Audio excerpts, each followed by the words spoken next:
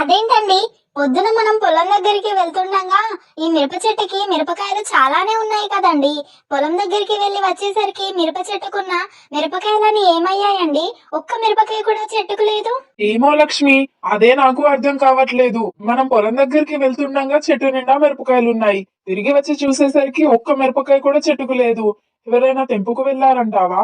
ఏమోనండి, మనం అసలు ఈ రోడ్డు పక్కన మిరప చెట్టు పెట్టకున్నా అయిపోవు. మన ఇంటి వెనకాల పెరట్లో పెట్టుకున్నా ఆ చెట్టుకి మిరపకాయలు ఉండేవి కావచ్చు.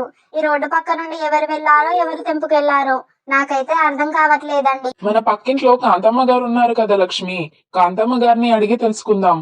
ఆవిడ ముసలావిడ, ఎప్పుడు ఇంట్లోనే ఉంటుంది కదా, ఆవిడేమైనా చూసిందేమో అడిగి తెలుసుకుందాం. అవునండి, పదండి వెళ్ళి అడుగుదాం. కాంతమ్మ గారు, కాంతమ్మ గారు, ఇంట్లో ఉన్నారా? ఈ రామయ్య లక్ష్మి సరాసరి నా ఇంటికి వచ్చారేంటి?